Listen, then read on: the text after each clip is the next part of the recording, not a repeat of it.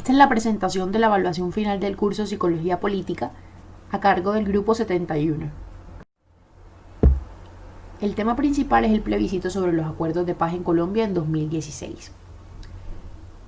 ¿Cuáles fueron las modalidades y formas de participación política? Bien, es preciso resaltar que el plebiscito sobre los acuerdos de paz en Colombia en 2016 fue el mecanismo de refrendación para aprobar los acuerdos entre el gobierno de Colombia y la guerrilla de las Fuerzas Armadas Revolucionarias de Colombia, es decir, la FARC. Las votaciones fueron programadas para el domingo 2 de octubre de 2016 y desde las 8 de la mañana y hasta las 4 de la tarde los 35 millones de colombianos registrados para votar estaban convocados para responder sí o no a una pregunta. ¿Apoya usted el acuerdo final para la terminación del conflicto y la construcción de una paz estable y duradera? Menos del 40% de los electores registrados acudieron a las urnas, con lo cual la abstención fue superior al 60%. El objetivo de esta consulta no era más que la ciudadanía expresara su aprobación o rechazo a los acuerdos de paz entre el gobierno y la FARC en La Habana. Para que el acuerdo fuese validado, el sí debería contar con al menos el 13% del censo electoral y superar en número de votos al no. El resultado fue una victoria del no. Cabe mencionar que aunque ganó el no a la firma de los acuerdos de paz, el gobierno en cabeza de Juan Manuel Santos tuvo que renegociar el acuerdo considerando objeciones de los opositores al acuerdo. Según un reciente estudio, una de las razones que pudo haber explicado la victoria del no es la dificultad de comprender el material escrito de estos acuerdos, pues su redacción solo puede ser comprendida por una persona con al menos 19 años de educación formal, con lo cual es equivalente al haber culminado estudios de posgrado. Es de anotar que estos resultados, si bien en un principio sobresaltaron a los promotores del sí, después pusieron en tela de juicio el despliegue del gobierno en gastos y las restricciones impuestas a sus opositores, para que hicieran lo propio, incluso la aceptación expedida de la Corte Constitucional a la que se tildó de politizada. A esta situación se suman las recriminaciones a las fracasadas campañas educativas e informativas cuyo fin era sensibilizar a la opinión pública y al ciudadano sobre el contenido de los acuerdos. No obstante, como recuerdan Henao y Parrado, se cometieron equivocaciones en los procesos pedagógicos. Sobre esto particular es pertinente una reflexión acerca del valor de la democratización de los procesos sociales y populares en Colombia, en especial en torno a la búsqueda de la paz. Durante los meses previos al 2 de octubre de 2016, en el país emergieron verdaderos campamentos por la paz en varias ciudades, como Bogotá, Cali, Medellín, entre otras, y se desarrollaron vigilias en departamentos como el Cauca, azotado por el conflicto armado interno y en su momento la incertidumbre por el resultado del plebiscito, razón por la cual sectores organizados y populares se cohesionaron alrededor del gobierno nacional y los acuerdos de paz.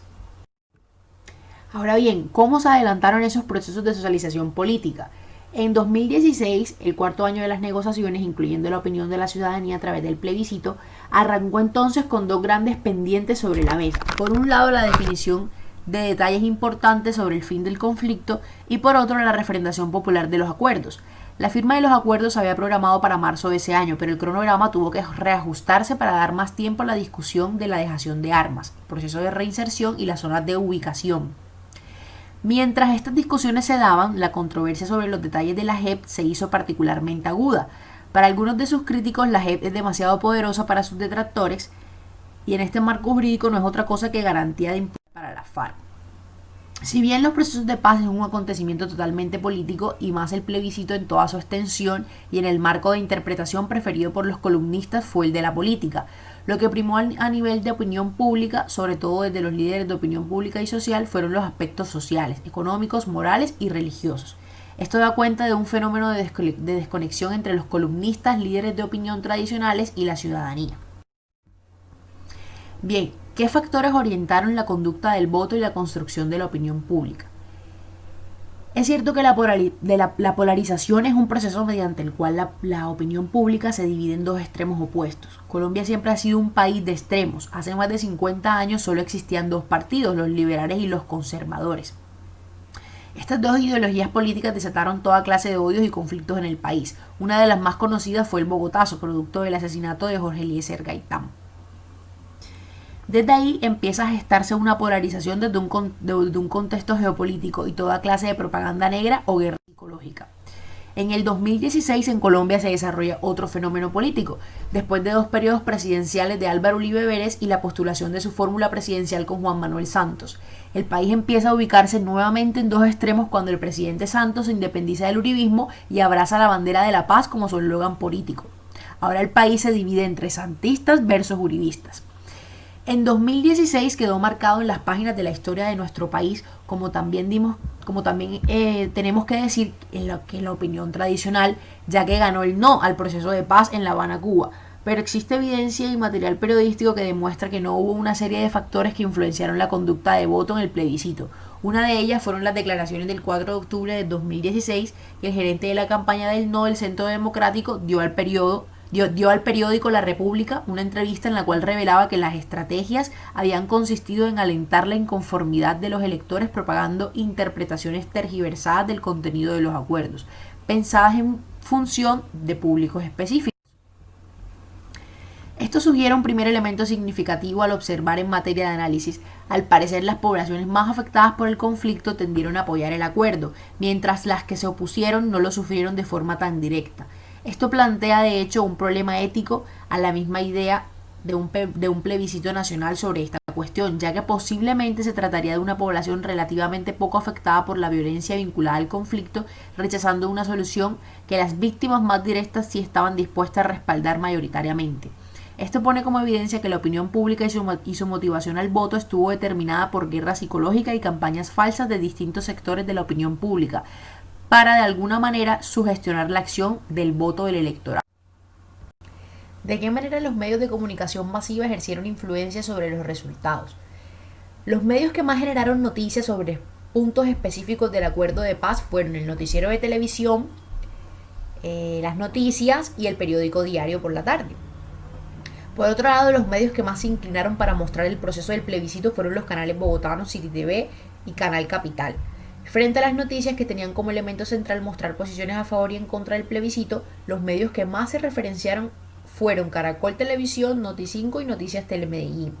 Es importante anotar que estos 3 medios son todos de televisión. Finalmente, los medios de comunicación que más trataron noticias del acuerdo de paz como una generalidad son las páginas de internet, elolfato.com, el diario La Crónica del Quindío y Pasto Noticias. Bien, de todos los medios estudiados, solamente RCN Televisión tiene mayor cantidad de fuentes con posiciones explícitas a favor del no que el resto de medios del país. Por otra parte, Caracol Televisión tiene igual proporción de fuentes citadas a favor del no y del sí. En el resto de medios de comunicación monitoreados, sus fuentes principalmente se mostraron a favor del sí, tanto de manera explícita como implícita. Dado lo anterior, resulta evidente que en general los medios de comunicación estudiados marcaron, vía actores y fuentes de la información, una clara tendencia de privilegiar fuentes promotoras de argumentos a favor de apoyar el acuerdo de la paz de La Habana. En términos del resultado electoral final, en el que gana el no, resulta inquietante y problemático observar cierta desconexión entre la opinión pública que los medios de comunicación tradicionales agencian cada día versus la realidad política, tecnológica y cotidiana de la ciudadanía. Vale decir que estos resultados obligan a dimensionar una tensión ya conocida entre información para la toma de decisiones democráticas y el sistema de incentivos perversiones que tiene la realidad política de Colombia.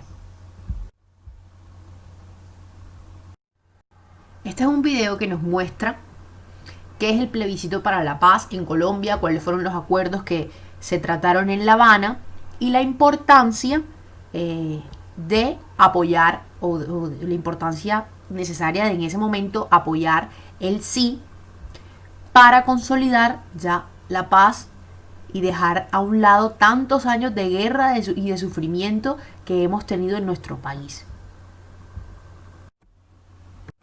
Muchas gracias.